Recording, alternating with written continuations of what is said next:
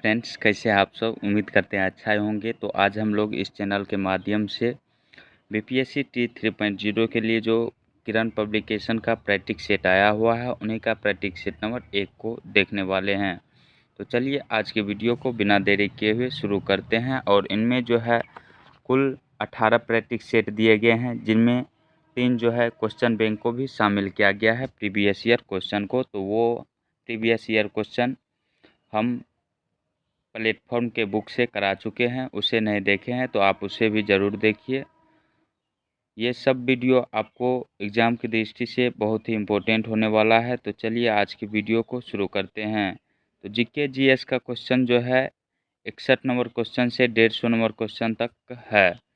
तो आज का पहला क्वेश्चन है कि खाद्य श्रृंखला में ऊर्जा हस्तांतरण के दौरान उपयोग की जा सकने वाली ऊर्जा का लगभग कितना प्रतिशत नष्ट हो जाता है और उपलब्ध ऊर्जा का कितना प्रतिशत केवल अगले स्तर तक पहुंचाया जा सकता है। तो इसका राइट आंसर हो जाएगा ऑप्शन नंबर बी से हो जाएगा। 90% नष्ट हो जाता है और अगले स्तर तक केवल 10% ही पहुंच पाता है। ऑप्शन नंबर 2 इसका राइट आंसर हो जाएगा।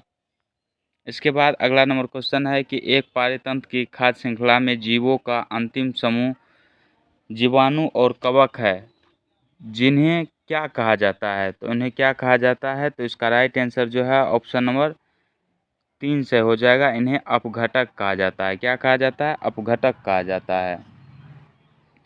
इसके बाद अगला नंबर क्वेश्चन है कि भारत में उचित पारिस्थितिक संतुलन बनाए रखने के लिए वन आच्छादन के लिए अनुशंसित न्यूनतम भूमि क्षेत्र क्या है। तो न्यूनतम भूमि क्षेत्र जो है वो कम से कम 33% होना चाहिए। इसका राइट आंसर जो है ऑप्शन नंबर 3 से हो जाएगा। अगला नंबर क्वेश्चन है कि निम्नलिखित में से किसका उपयोग स्नेहक के रूप में किया जाता है। स्नेहक के रूप में जो है ग्रेफाइट का उपयोग किया जाता है। ऑप्शन नंबर 2 इसका राइट आंसर हो जाएगा। अगला नंबर क्वेश्चन है कि एल्युमिनियम की सतह अक्सर एनोडाइज्ड होती है, इसका अर्थ निम्नलिखित में से किसके परत का निक्षेपण है। तो यह किसके परत का निक्षेपण है? एल्युमिनियम ऑक्साइड के परत का निक्षेपण है। ऑप्शन नंबर 2 इसका राइट आंसर हो जाएगा। और एल्युमिनियम पर एनोडीकरण की प्रक्रिया से बेहतर संक्षारण और प्रतिरोध होता है। इसके बाद अगला नंबर क्वेश्चन देखते हैं। अगला क्वेश्चन है कि निम्नलिखित में से कौन सा मिश्र धातु नहीं है। इनमें से कौन सा मिश्र धातु नहीं है। तो इसका राइट आंसर ऑप्शन नंबर 2 से हो जाएगा। जिंक क्या है? यह मिश्र धातु नहीं है, यह एक तत्व है। और जिंक का परमाणु क्रमांक जो होता है वह 30 होता है, यानी 30 होता है। पीतल जो है यह मिश्र धातु है, किसका किसका है? तो तांबा और जस्ता का है। पीतल किसका मिश्र धातु है? तांबा और जस्ता का है। यह स्टील जो होता है, स्टील के लोहे भी एक मिश्र धातु ही होता है, जिसमें 1% कार्बन रहता है। इसके बाद अगला नंबर क्वेश्चन देखते हैं कि गैल्वेनीकरण की प्रक्रिया में किस धातु को लोहे पर लेपित किया जाता है। गैल्वेनीकरण की प्रक्रिया में किस धातु को लोहे पर लेपित किया जाता है। तो इसका राइट आंसर ऑप्शन नंबर ए से हो जाएगा, जिंक को। इसके बाद अगला नंबर क्वेश्चन है कि संक्षारण किसके परिणाम स्वरूप होता है। संक्षारण किसके परिणाम स्वरूप होता है। तो यह केवल रासायनिक अभिक्रिया के परिणाम स्वरूप होता है। ऑप्शन नंबर 2 इसका राइट आंसर हो जाएगा। इसके बाद अगला नंबर क्वेश्चन है कि हमारे घर में विद्युत उपकरण डैश द्वारा जुड़े होते हैं। तो हमारे घर में जो विद्युत उपकरण होते हैं यह स्रोत के साथ समांतर क्रम में जुड़े होते हैं। किस क्रम में जुड़े होते हैं? समांतर क्रम में जुड़े होते हैं। ऑप्शन नंबर 3 से हो जाएगा। इसके बाद अगला नंबर क्वेश्चन है कि दाब की इकाई क्या है। दाब का इकाई क्या होता है, यानी दाब का मात्रक पूछा गया है। तो इसका राइट आंसर जो है ऑप्शन नंबर ए से हो जाएगा, न्यूटन पर वर्ग मीटर स्क्वायर। वर्ग मीटर है तो यही स्क्वायर भी हो गया, न्यूटन पर मीटर स्क्वायर होता है। न्यूटन वर्ग मीटर, इसे ऐसे भी लिखा जाता है। अगला नंबर क्वेश्चन देखते हैं कि किसी पेड़ की आयु किसके द्वारा निर्धारित की जा सकती है। किसी पेड़ की आयु किसके द्वारा निर्धारित की जा सकती है। तो संकेंद्रित वलयों की संख्या की गणना करके किसी पेड़ की निर्धारित आयु ज्ञात की जा सकती है। ऑप्शन नंबर ए इसका राइट आंसर हो जाएगा। इसके बाद अगला नंबर क्वेश्चन देखते हैं कि मानव शरीर में एल्वियोली गुब्बारे जैसी संरचना होती है जो डैश के भीतर मौजूद होती है। तो यह किसके भीतर मौजूद होती है? तो यह फेफड़े के भीतर मौजूद होती है। ऑप्शन नंबर ए इसका राइट आंसर हो जाएगा। इसके बाद अगला नंबर क्वेश्चन है कि मेरा देश मेरा जीवन नामक पुस्तक के रचनाकार है, यानी किसके द्वारा यह पुस्तक लिखा गया है? तो लाल कृष्ण आडवाणी द्वारा। इसका राइट आंसर जो है ऑप्शन नंबर 3 से हो जाएगा। अगला नंबर क्वेश्चन है कि निम्नलिखित में से किस रेडियो आइसोटोप का उपयोग रक्त कैंसर के उपचार में किया जाता है? रक्त कैंसर को जो है ल्यूकेमिया के नाम से भी जाना जाता है। तो किस आइसोटोप का इसमें उपयोग किया जाता है? तो इसका राइट आंसर ऑप्शन नंबर 3 से हो जाएगा। कोबाल्ट 60 का प्रयोग किया जाता है, कोबाल्ट 60 का। इसके बाद अगला नंबर क्वेश्चन है कि निम्नलिखित में से कौन सा पौधे के लिए आवश्यक सूक्ष्म पोषक तत्व नहीं है पूछा गया है। तो इसका राइट आंसर जो है ऑप्शन नंबर 3 से हो जाएगा। सोडियम नहीं है आवश्यक। बोरोन का भी आवश्यक होता है, जिंक का भी आवश्यक होता है, लेकिन सोडियम का आवश्यक नहीं होता है। अगला नंबर क्वेश्चन है कि ये कूट वाले प्रश्न दिए गए हैं कि नीचे वायु से जुड़े कुछ कथन दिए गए हैं, इन्हें पढ़िए और दिए गए कूट की सहायता से सही उत्तर का चयन कीजिए। तो इसका राइट आंसर आपको बताना है, यानी उन दोनों में से कौन कौन सही था। चलिए देखते हैं कि क्वेश्चन था कि इसमें दिया गया है कि गतिशील पवन वायु कहलाती है। गतिशील पवन क्या कहलाती है? वायु कहलाती है। सही है ये। इसके बाद क्या है कि वायु गर्म होने पर फैलती है, ये भी कथन सही है, लेकिन ये 3 नंबर का जो है ये गलत दिया गया है। तो इसका राइट आंसर जो है ऑप्शन नंबर ए और बी, यानी एक इसका राइट आंसर हो जाएगा। अगला नंबर क्वेश्चन है कि घटपर्णी पिचर प्लांट विषमपोषी क्यों होते हैं ये विषमपोषी? तो उन्हें मृदा से यानी मिट्टी से नाइट्रोजन नहीं मिलता है, इसी के कारण ये क्या होते हैं? विषमपोषी होते हैं। ऑप्शन नंबर 3 से हो जाएगा। अगला क्वेश्चन है कि चांगपा के बारे में निम्नलिखित में से कौन सा कथन असत्य है? असत्य कथन की पहचान करना है आपको। तो इसका राइट आंसर जो है ऑप्शन नंबर 3 से हो जाएगा, जो गलत दिया गया है। यह हमेशा एक जगह पर टिक कर रहने वाली जनजाति है। नहीं, यह टिक कर रहने वाली जनजाति नहीं है, बल्कि घुमंतू जनजाति है। यहाँ पे लिखा भी गया है कि चांगपा लोग घुमंतू होते हैं, या तो ये सही होता या ये सही होता। तो आप इस प्रकार भी आंसर लगा सकते थे। बकरियां ही इनकी सबसे बड़ी पूंजी होती है, ये भी सही है। दोनों सही है, मगर गलत पूछा गया है तो गलत यही था। अगला नंबर क्वेश्चन देखते हैं कि बिहार राज्य की सीमा किस देश की सीमा से जुड़ी है? तो बिहार की सीमा जो है एक ही अंतर्राष्ट्रीय सीमा लगाती है, किससे? नेपाल देश से। तो ऑप्शन में तो नहीं दिया गया है, इस प्रकार इसका राइट आंसर ऑप्शन नंबर ई यानी 5 से हो जाएगा। अगला नंबर क्वेश्चन है कि विशाखापत्तनम में 3 फरवरी 2024 को भारत के पहले सर्वेक्षण पोत को भारतीय नौसेना में शामिल किया गया। इस पोत का नाम क्या है? तो इसका राइट आंसर जो है ऑप्शन नंबर 2 से हो जाएगा। INS संधायक नाम है। क्या है? INS संधायक नाम है। इसके बाद अगला नंबर क्वेश्चन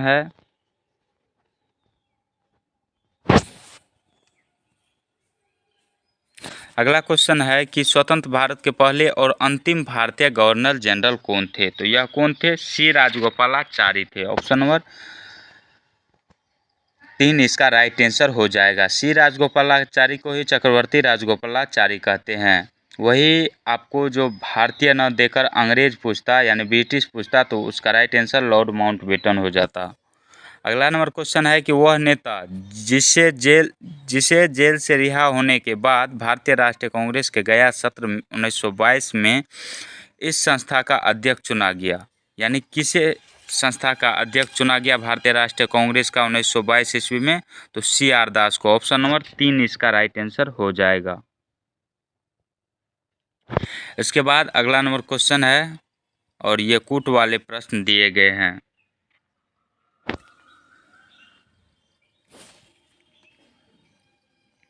क्या पूछा गया है? सही कथन की पहचान करना है, सही कथन बताना है आपको। तो खरपतवार बिना बोए अपने ही खेतों में उग जाते हैं। तो आप देखे भी होंगे कि खरपतवार को बोने की ज़रूरत नहीं होता है, ये फसल के साथ जैसे गेहूँ मक्का लगाते हैं तो उसमें अपने आप उग जाते हैं क्या, खरपतवार। तो ये कथन तो सही है। इसके बाद अगला है कि खरपतवार को खेत से निकालना ज़रूरी होता है। हाँ, ज़रूरी होता है, क्योंकि खाद पानी जो दिया जाता है तो खरपतवार भी सोख लेता है, इसलिए इसे निकालना खेत से ज़रूरी होता है। तो ये भी कथन सही है। और खरपतवार फसल के लिए दिए गए खाद पानी का उपयोग कर फसल की उपज को कम कर देते हैं। खरपतवार फसल के लिए दिए गए खाद पानी का उपयोग कर फसल की उपज को कम कर देते हैं, ये भी सही लग रहा है। लेकिन इनमें से सिर्फ खरपतवार नहीं बल्कि फसल भी इसका उपयोग करते हैं, तो ये भी गलत हो जाएगा। खरपतवार फसलों की उपज को प्रभावित नहीं करते हैं, नहीं करते हैं, तो ये भी गलत तो दिया गया है। यानी इसका राइट आंसर जो है ऑप्शन नंबर ए और बी सही था। तो चलिए ऑप्शन के अनुसार ऑप्शन नंबर ए सही हो जाएगा, यानी एक सही हो जाएगा।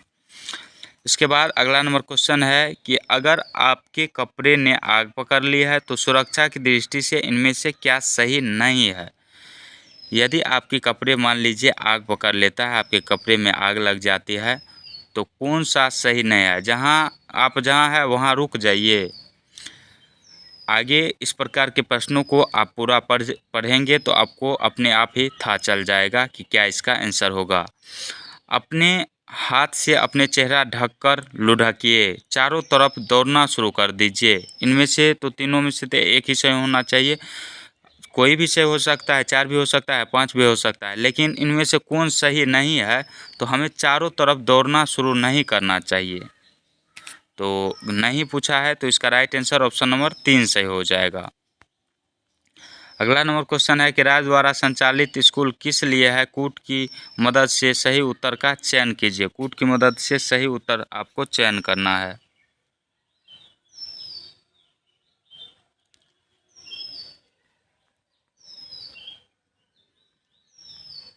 तो इसका राइट आंसर जो है ऑप्शन नंबर ए और डी सही हो जाएगा, कि ताकि सभी बच्चे को पढ़ने लिखने का अवसर मिले। इसके बाद जो है ताकि सभी बच्चे एक दूसरे से कुछ न कुछ सीखने का अवसर मिले, इसलिए सरकारी स्कूल बनाया जाता है। और यहाँ पे लिखा गया है कि कुछ समुदायों के लिए नहीं, इसमें सभी समुदाय के लोग स्कूल में पढ़ सकते हैं, ताकि सिर्फ गरीब बच्चा नहीं अमीर बच्चा भी इसमें पढ़ सकता है। तो ये दोनों तो कथन गलत दिया गया है, एक और डी सही है। ए और डी सही है, तो इसका राइट आंसर जो है कौन से हो जाएगा, ऑप्शन नंबर 3 इसका राइट आंसर हो जाएगा। इसके बाद अगला नंबर क्वेश्चन है कि वह भारतीय देशभक्त जिसकी जेल में भूख हड़ताल के कारण मृत्यु हो गई, उसका नाम क्या था। तो जतिन दास था। ऑप्शन नंबर 3 इसका राइट आंसर हो जाएगा। और यह जो भूख हड़ताल किया था तो कब किया था, 1929 ईस्वी में किया था। कितने दिनों तक, 63 दिनों तक इसका भूख हड़ताल चला था। इसके बाद जो है यह जेल में ही इसकी मृत्यु हो गई भूख के कारण। इसके बाद अगला नंबर क्वेश्चन है कि बिहार के प्रथम मुख्यमंत्री कौन थे। बिहार के प्रथम मुख्यमंत्री सी.के. सिंह थे। ऑप्शन नंबर 2 इसका राइट आंसर हो जाएगा। अगला क्वेश्चन है कि सासाराम का मकबरा कहाँ अवस्थित है। सासाराम का मकबरा जो है यह शेरशाह का मकबरा कहाँ स्थित है, तो यह सासाराम में स्थित है। सॉरी, क्वेश्चन ही गलत पढ़ लिए थे कि शेरशाह का मकबरा पूछा है कहाँ अवस्थित है, तो सासाराम में अवस्थित है। अगला क्वेश्चन है कि प्राचीन भारत का नेपोलियन किसे कहा जाता है। प्राचीन भारत का नेपोलियन किसे कहा जाता है, तो समुद्रगुप्त को कहा जाता है। इसके बाद अगला नंबर क्वेश्चन है कि 23.5 डिग्री उत्तरी अक्षांश का प्रचलित नाम क्या है। 23.5 डिग्री उत्तरी अक्षांश का प्रचलित नाम कर्क रेखा है। ऑप्शन नंबर ए सही हो जाएगा, यानी 1 सही हो जाएगा। वही 23.5 डिग्री उत्तरी दक्षिणी पूछता तो उसका नाम मकर रेखा हो जाता। और 0 डिग्री को क्या कहा जाता है, भूमध्य रेखा या विषुवत रेखा। अगला नंबर क्वेश्चन है कि तारों की दूरी मापी जाती है। तारों की दूरी किस में मापी जाती है, तो प्रकाश वर्ष में मापी जाती है। ऑप्शन नंबर ए इसका राइट आंसर हो जाएगा। इसके बाद नेक्स्ट क्वेश्चन है कि फूली हुई पूरी तेल में तैरती है क्योंकि फूली हुई पूरी तेल में जो तैरने लगती है इसका कारण क्या है। पूरी में वाष्प भर जाता है, इसलिए फूली हुई पूरी तेल में तैरने लगती है। नेक्स्ट क्वेश्चन है कि कुछ प्लास्टिक ऐसे हैं जिन्हें एक बार सांचे में ढाल दिया जाता है तो उन्हें ऊष्मा देकर गर्म नहीं किया जा सकता, ऐसे प्लास्टिक कहलाते हैं। ऐसे प्लास्टिक क्या कहलाते हैं? तो थर्मोसेटिंग प्लास्टिक कहलाते हैं। ऑप्शन नंबर ए इसका राइट आंसर हो जाएगा। इसके बाद अगला क्वेश्चन है कि एक मनुष्य दीवार पर बल लगाकर उसे विस्थापित करने में असमर्थ होता है, तब वह जब असमर्थ हो जाता है तो वह कोई कार्य नहीं कर पाता है, यानी शून्य कार्य करता है। ऑप्शन नंबर 3 इसका राइट आंसर हो जाएगा। इसके बाद अगला नंबर क्वेश्चन है कि टीबी से बचने के लिए कौन सा टीका सही है? टीबी से बचने हेतु कौन सा टीका सही है? तो इसका राइट आंसर ऑप्शन नंबर 2 सही हो जाएगा। टीबी जब होता है आदमी को तो उससे बीसीजी का टीका लगाया जाता है। ऑप्शन नंबर 2 इसका राइट आंसर हो जाएगा। इसके बाद अगला नंबर क्वेश्चन है कि निम्नलिखित वक्तव्यों पर विचार कीजिए। ये क्वेश्चन था कि निम्नलिखित वक्तव्यों पर विचार कीजिए और कूट की सहायता से सही उत्तर का चयन कीजिए। तो सूक्ष्मजीवों द्वारा संदूषित भोजन से खाद्य विषाक्तन हो जाता है, यानी विषाक्तन का अर्थ होता है जहर के रूप में परिवर्तित हो जाता है, यानी स्वास्थ्य के लिए खतरा हो जाता है। तो ये कथन क्या है? सही है। इसके बाद अगला है कि तेज धूप में रखी ब्रेड पर कवक आक्रमण कर देते हैं। नहीं करते हैं कवक आक्रमण। इसके जगह कौन करते हैं? आप कमेंट में बताइएगा। इसके बाद ऑप्शन नंबर सी में था कि तेल एवं सिरके में जीवाणु रह सकते हैं, जीवाणु नहीं रहते हैं, तो यह गलत हो गया यहाँ पे। इसके बाद ऑप्शन डी में है कि जीवाणु की वृद्धि रोकने के लिए मांस तथा मछली को सूखे नमक से ढक देते हैं, तो ये सही है, यानी ए और डी सही है। तो चलिए इसका ऑप्शन देखते हैं। ऑप्शन नंबर जो है 3 इसका राइट आंसर हो जाएगा। क्या सही हो जाएगा? ऑप्शन नंबर 3 सही हो जाएगा। इसके बाद अगला नंबर क्वेश्चन है कि बिश्नोई जनजाति भारत के किस राज्य में निवास करती है? बिश्नोई जनजाति जो है यह भारत के किस राज्य में निवास करती है? तो इसका राइट आंसर जो है ऑप्शन नंबर 3 से हो जाएगा। राजस्थान राज्य में निवास करती है। किस राज्य में? राजस्थान राज्य में निवास करते हैं। और यह जनजाति जो है बिश्नोई जनजाति पर्यावरण के प्रेमी होते हैं, पर्यावरण के प्रेमी जनजाति होते हैं। अगला क्वेश्चन है कि भारत के किस राज्य में सर्वाधिक वर्षा होती है? भारत के जो है मेघालय राज्य में, किसमें? मेघालय राज्य में सर्वाधिक वर्षा होती है। और कहाँ पर पूछे होती है? तो मासिनराम में होती है, मेघालय के मासिनराम में। तो ऑप्शन में नहीं दिया गया है, ऑप्शन नंबर 5 इसका राइट आंसर हो जाएगा। अगला क्वेश्चन है कि निम्नलिखित में से मौसम की कौन सी स्थिति बैरोमीटर पढ़ने या पठन में अचानक गिरावट से संकेतित है, यानी किस ओर यह इशारा करता है? तो इसका राइट आंसर ऑप्शन नंबर ए से हो जाएगा, तूफानी मौसम की ओर। इसके बाद अगला नंबर क्वेश्चन देखते हैं। ये कूट में ही ये भी प्रश्न दिया गया है कि निम्नलिखित कथनों पर विचार कीजिए और नीचे दिए गए कूट की सहायता से सही उत्तर का चयन कीजिए। सही उत्तर का चयन करना है आपको इनमें से। तो जब एक ही किस्म के पौधे किसी स्थान पर बड़े पैमाने पर उगाए जाते हैं तो इसे फसल कहते हैं। तो इसे क्या कहा जाता है? फसल कहा जाता है। जब बड़े पैमाने पर खेती की जाती है एक ही चीज़ की तो उसे क्या कहते हैं? फसल कहते हैं। गेहूं की फसल का अर्थ है कि खेत में उगाए जाने वाले सभी पौधे गेहूं के हो, ये भी कथन सही है। इसके बाद है कि वह फसल जिन्हें वर्षा में बोया जाता है रबी फसल कहलाता है। नहीं, इसे खरीफ फसल क्या कहा जाता है? क्या कहा जाता है? खरीफ फसल कहा जाता है। शीत ऋतु में उगाई जाने वाली फसल रबी फसल होती है। यहाँ पे उल्टा दिया गया था। इसका राइट आंसर जो है ए और बी सही था, यानी एक इसका राइट आंसर हो जाएगा। अगला नंबर क्वेश्चन है कि नोवाक जोकोविच किस खेल से संबंधित खिलाड़ी है? नोवाक जोकोविच जो है यह टेनिस के प्रसिद्ध खिलाड़ी है। ऑप्शन नंबर 3 इसका राइट आंसर हो जाएगा। अगला क्वेश्चन है कि घेंघा रोग में व्यक्ति के डैश पर सूजन आ जाती है। तो घेंघा रोग जो होता है यह गले में होता है। किसकी कमी से होता है? तो आयोडीन की कमी से होता है, यानी गर्दन में होता है। ऑप्शन नंबर 3 इसका राइट आंसर हो जाएगा।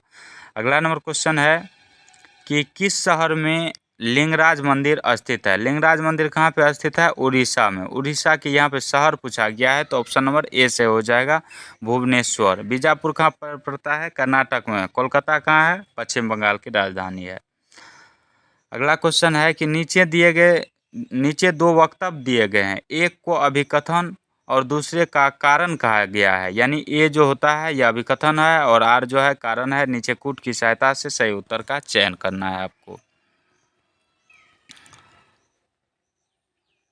तो दिया गया है कि ध्रुवीय भालू के शरीर पर बालों की एक मोटी परत होती है। हाँ, परत होती है, ये सही है।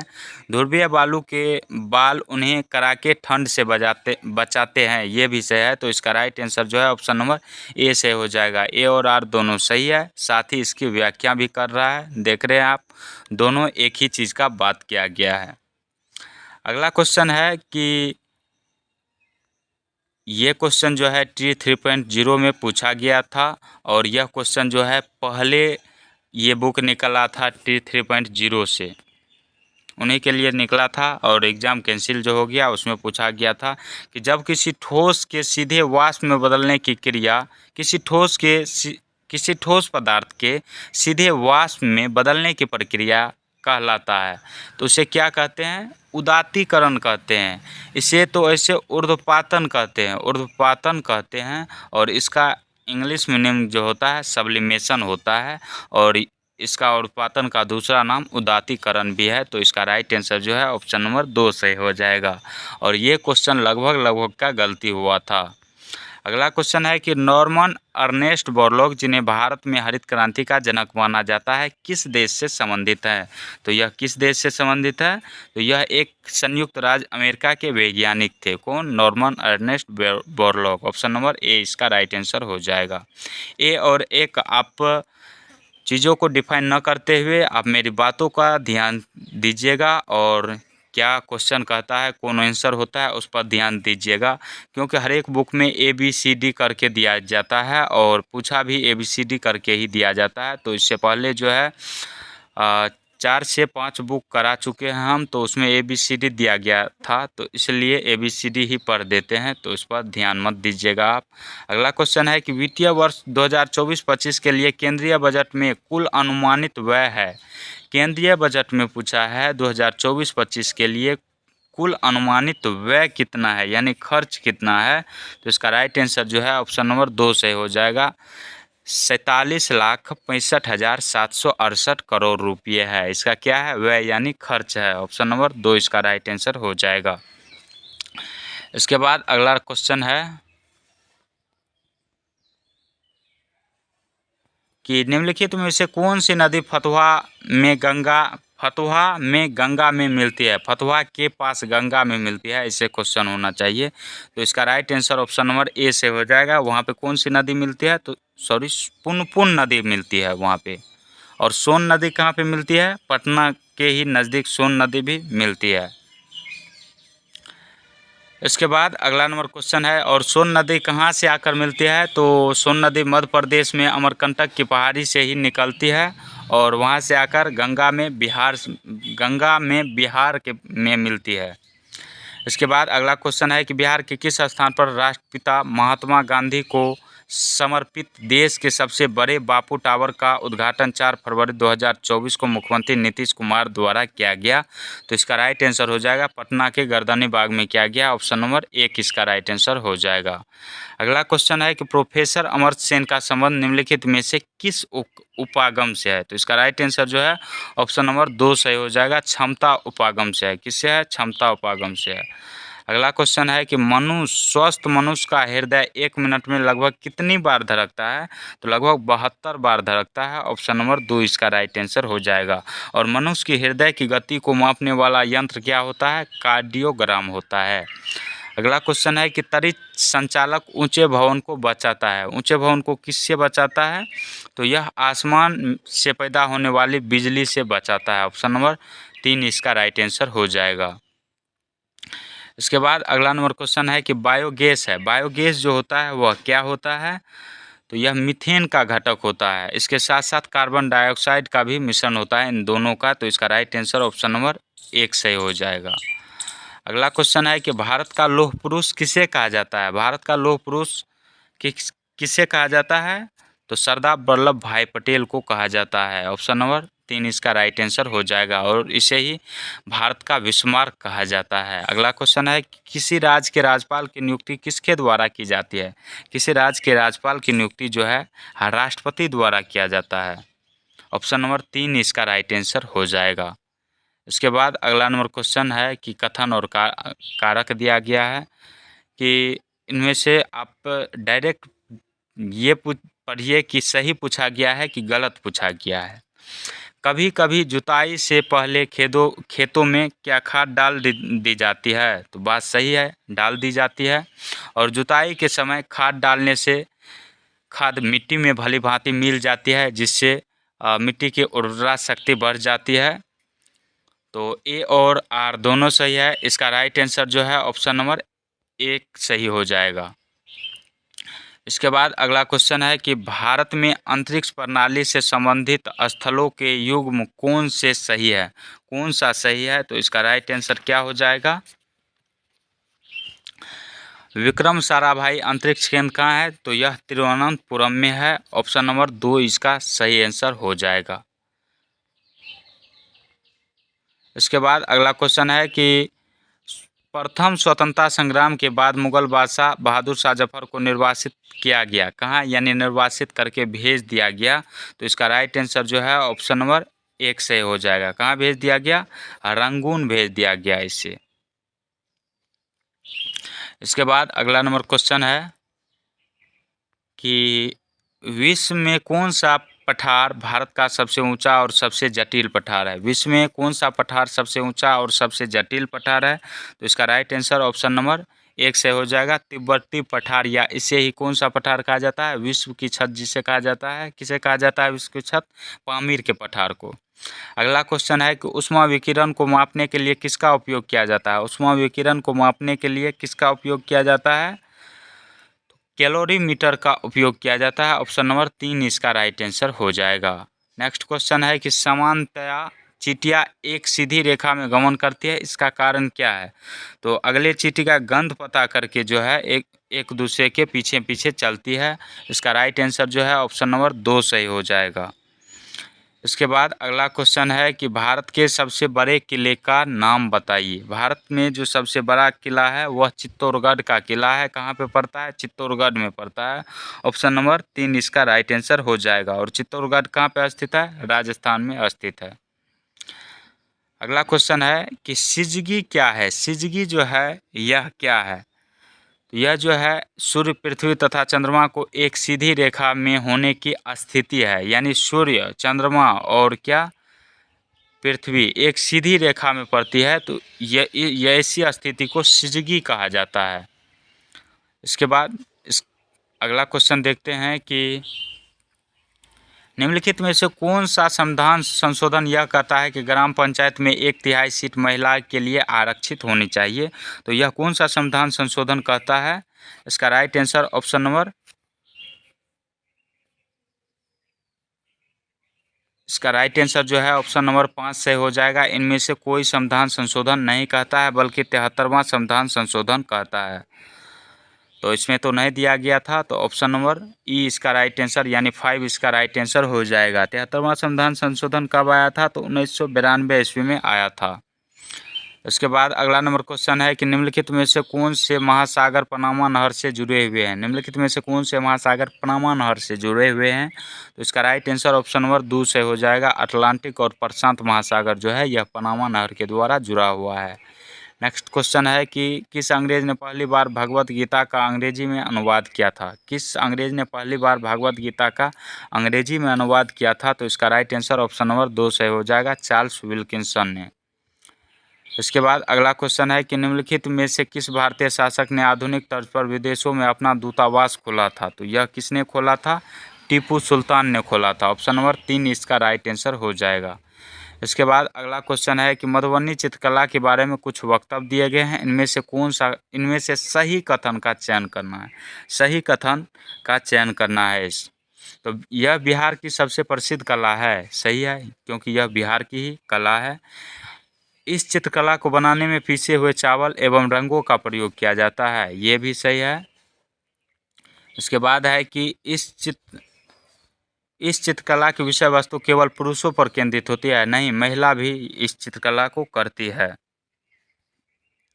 और इस चित्रकला को बनाने में केवल पुरुष ही हैं, तो ये गलत दिया गया है, पुरुष नहीं होते हैं, पुरुष और महिला दोनों होते हैं इनमें, तो ये दोनों गलत दिया गया है, ए और बी सही है। तो चलिए कूट इसका देखते हैं। इसका राइट आंसर जो है ऑप्शन नंबर 1 सही हो जाएगा। अगला क्वेश्चन है कि संविधान के किस अनुच्छेद के अंतर्गत प्रत्येक राज्य अपनी मातृभाषा का प्रसार एवं अनुदेश प्राथमिक शिक्षा में लागू कर सकता है? तो यह किस अनुच्छेद के अंतर्गत कहा गया है? तो अनुच्छेद 350A के अंतर्गत ऑप्शन नंबर 3 सही हो जाएगा। नेक्स्ट है कि नीचे दिए गए कथन दिए गए हैं, दिए हुए कथन में सही उत्तर का चयन कीजिए। निम्न दाब पर कार्बन डाइऑक्साइड द्रव के रूप में सिलेंडर में भरी जाती है। निम्न दाब नहीं बल्कि यहाँ पे उच्च दाब होगा, उच्च दाब पर भरी जाती है, और ये तो गलत है। और कथन दिया गया है कि सिलेंडर से छोड़े जाने पर CO2 बहुत अधिक फैलती है और ठंडी हो जाती है, ये सही है। यानी एक गलत है, 2 सही है, तो इसका राइट आंसर ऑप्शन नंबर 3 सही हो जाएगा।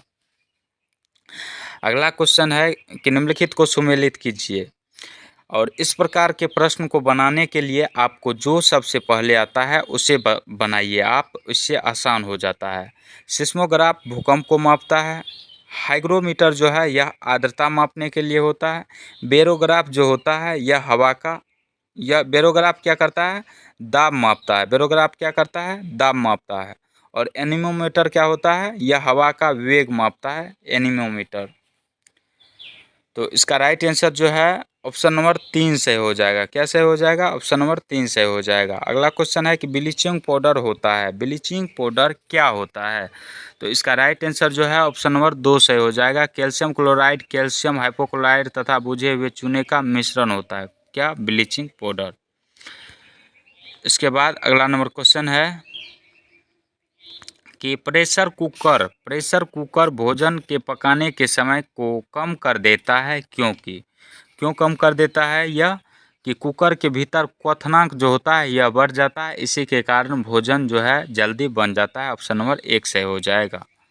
अगला क्वेश्चन है कि क्रिकेटर गेंद को पकड़ते समय अपने हाथ को नीचा करता है, यह उन्हें किस कारण से चोट से बचाता है? उन्हें चोट से बचाता है? तो संवेग संरक्षण के कारण उन्हें चोट से बचाता है। इसका राइट आंसर ऑप्शन नंबर 2 सही हो जाएगा। अगला क्वेश्चन है कि बिहार में तेल शोधक कारखाना कहाँ है? तेल शोधक कारखाना बिहार में बरौनी में है। ऑप्शन नंबर 3 इसका राइट आंसर हो जाएगा। बरौनी कहाँ पे पड़ता है?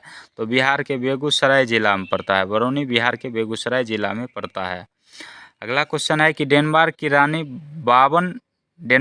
ने 52 साल की बाद राजगद्दी छोड़ दी, रानी का नाम क्या है? रानी का नाम यानी क्या था? तो इसका राइट आंसर हो जाएगा मार्गरेट द्वितीय था इसका नाम। ऑप्शन नंबर 3 से हो जाएगा। अगला क्वेश्चन है कि मलेरिया के मच्छर दिन के समय काटते हैं, यह जो है NCERT से लिया गया प्रश्न है कि मलेरिया के मच्छर दिन के किस समय काटते हैं? तो इसका राइट आंसर जो है ऑप्शन नंबर 1 से हो जाएगा। शाम 7 बजे से सुबह 5 बजे के बीच काटते हैं। इसके बाद अगला नंबर क्वेश्चन है कि पानी के अंदर ध्वनि तरंगों को मापने के लिए उपयोग किए जाने वाले उपकरण का नाम बताइए। उपकरण का नाम बताना है आपको, तो चलिए देखते हैं कौन सा उपकरण होता है। तो इसका राइट आंसर क्या हो जाएगा? ऑप्शन नंबर 3 से हो जाएगा। इसे हाइड्रोफोन कहा जाता है। क्या कहा जाता है? हाइड्रोफोन कहा जाता है। अगला क्वेश्चन है कि पीसा की झुकी हुई मीनार यानी लीनिंग टावर ऑफ पीसा क्यों नहीं गिरती है? यह क्यों नहीं गिरती है? इसका कारण क्या है? क्योंकि यह बृहत आधार क्षेत्र घेरती है, इसीलिए यह नहीं गिरती है। ऑप्शन नंबर इसका जो है बृहत आकार क्षेत्र घेरती है, यह सही नहीं होगा, बल्कि इसका राइट आंसर जो है ऑप्शन नंबर 3 से हो जाएगा कि मीनार के गुरुत्व केंद्र के बीच ऊर्ध्वाधर रेखा मीनार के अंदर रहती है। ऊर्ध्वाधर रेखा जो होती है यह मीनार के आधार के अंदर रहती है। ऑप्शन नंबर 3 इसका सही आंसर हो जाएगा। इसके बाद अगला क्वेश्चन है कि भारत में पहली तार लाइन किन दो स्थानों के बीच बिछाई गई थी। भारत में पहली दो तार लाइन जो है यह कलकत्ता से आगरा के बीच बिछाई गई थी। ऑप्शन नंबर 1 सही हो जाएगा। इसके बाद अगला क्वेश्चन है कि नीचे जंगल कानून से जुड़े कुछ कथन दिए गए हैं। दिए हुए कूट की सहायता से सही उत्तर का चुनाव कीजिए। तो यह कानून 2009 में पारित किया गया था। नहीं 2009 नहीं 2006 ईस्वी में पारित किया गया। कब पारित किया गया? 2006 ईस्वी में। तो यह क्या है? गलत है।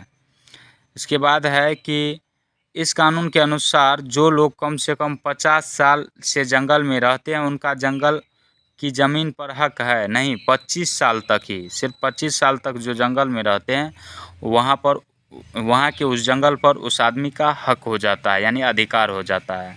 तो ये भी गलत दिया गया है कि जंगल बचाने का काम ग्राम सभा का होता है। हाँ ग्राम सभा का होता है, यानी केवल सी सही है इसमें।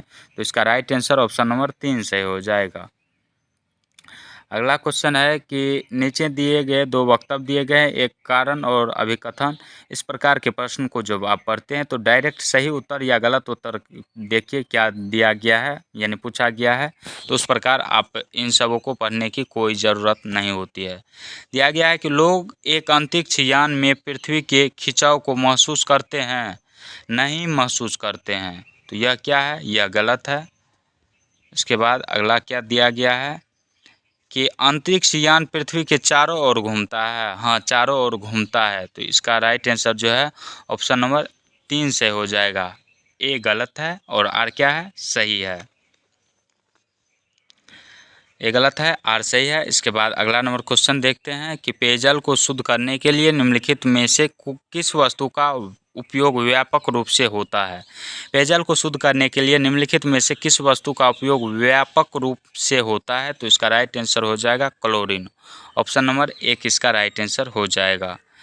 इसके बाद अगला क्वेश्चन है कि भारत की किस प्राचीन नृत्य शैली को सादिर कहा जाता था। सादिर किसे कहा जाता था? तो इसका राइट आंसर हो जाएगा भरतनाट्यम नृत्य को सादिर कहा जाता था। ऑप्शन नंबर 3 से हो जाएगा। अगला क्वेश्चन है कि उस ग्रह का नाम बताइए जो सौरमंडल में अन्य ग्रहों से विपरीत दिशा में चलता है। विपरीत दिशा में चलने वाला ग्रह जो है एक तो शुक्र है और उसके बाद जो है यूरेनस है। 2 ही ग्रह है। तो इसका राइट आंसर जो है ऑप्शन नंबर 3 से हो जाएगा। अगला क्वेश्चन है कि कुछ फूलों का प्रयोग सब्जियों के रूप में होता है। निम्नलिखित में से सही का चयन कीजिए। तो ये जो है यह सीटेट में भी बार बार पूछा जाता है क्वेश्चन।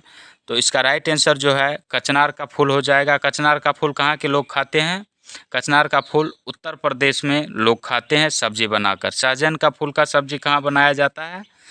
तो सहजन का फूल का सब्जी महाराष्ट्र में बनाया जाता है। केले का फूल का सब्जी जो वही है केरल में बनाया जाता है। यानी कचनार का उत्तर प्रदेश के लोग खाते हैं और सहजन का फूल का सब्जी कहाँ के लोग खाते हैं? महाराष्ट्र के लोग खाते हैं। केले के फूल का सब्जी केरल के लोग खाते हैं। और रेफ्लेशिया जो है यह विश्व का सबसे बड़ा फूल है। ये इस फूल का सब्जी नहीं खाया जाता है। यानी एक ए बी और सी तीनों सही है। चलिए कूट में दिया गया है ऑप्शन नंबर 3 में, तो 3 सही हो जाएगा। इसके बाद अगला क्वेश्चन है कि 200 ग्राम द्रव्यमान वाले रबर का एक गेंद किसी झील में पानी की सतह पर तैर रहा है। यदि पृथ्वी की सतह पर गुरुत्वाकर्षण त्वरण का मान 9.8 मीटर पर सेकेंड स्क्वायर है तो तैरती गेंद का आभासी भार कितना होगा? आभासी भार जो है कितना हो जाएगा? तो यह जो है 0 न्यूटन हो जाएगा। इसका राइट आंसर ऑप्शन नंबर 5 हो जाएगा। ये आप प्रश्न न्यूमेरिकल के माध्यम से बनता है और यह न्यूमेरिकल ही है। तो इस प्रकार के प्रश्न को बनाना पड़ेगा जिसमें टाइम काफ़ी लग जाएगा। और न्यूमेरिकल वाले प्रश्न को हम नहीं देखते हैं। आपको 4 बुक पढ़ाए हैं, किसी में भी नहीं देखे हुए हैं। अगला क्वेश्चन है कि गंगा के मैदानी क्षेत्र में सघन जनसंख्या पाई जाती है क्योंकि गंगा के मैदानी क्षेत्र में सघन जनसंख्या क्यों पाई जाती है? तो इसका राइट आंसर जो है ऑप्शन नंबर 3 से हो जाएगा क्योंकि यह उपजाऊ जलोढ़ मैदान का क्षेत्र है। ऑप्शन नंबर 3 इसका राइट आंसर हो जाएगा। इसके बाद और आज का लास्ट क्वेश्चन है कि नीचे दिए गए नीचे 2 कथन दिए गए हैं, दिए गए विकल्पों में से सही उत्तर का चयन कीजिए। पर्याप्त ऊंचाई पर वायु इतनी ठंडी हो जाती है कि इसमें उपस्थित जलवाष्प संघनित होकर छोटी छोटी जल की बूंदों, जिन्हें जलकणिका कहते हैं, में परिवर्तित हो जाता है। तो कथन क्या है? सही दिया गया है। इसके बाद है कि छोटी जलकणिकाएं जो वायु में तैरती रहती है, हमें बादलों के रूप में दिखाई देती है। तो ये भी सही है। तो इसका राइट आंसर जो है 1 और 2 दोनों सही है। ऑप्शन नंबर ए इसका राइट आंसर हो जाएगा। और हम जितना पढ़ाते हैं उनमें से गलती नहीं के बराबर ही होता है, और कह सकते हैं कि अभी तक जितना भी सेट पढ़ाए हुए हैं उनमें से एक भी क्वेश्चन गलती नहीं दिया गया है। और जो बुक में गलत दिया रहता है उसका भी हम पहले पढ़ते हैं, गूगल से चेक करते हैं, तभी हम वीडियो बनाते हैं, अन्यथा हम वीडियो नहीं बनाते हैं। एक वीडियो को बनाने में कम से कम हमें 3 घंटा का समय लगता है, क्योंकि हम सभी क्वेश्चन को अपने से पढ़ते हैं, उसके बाद रिवाइज करते हैं, तब उसका वर्णन भी देखते हैं, उसके बाद ही हम वीडियो बनाते हैं। तो आज का वीडियो आपको कैसा लगा कमेंट सेक्शन में ज़रूर बताएं। मिलते हैं नेक्स्ट वीडियो में, तब तक के लिए जय हिंद, जय भारत।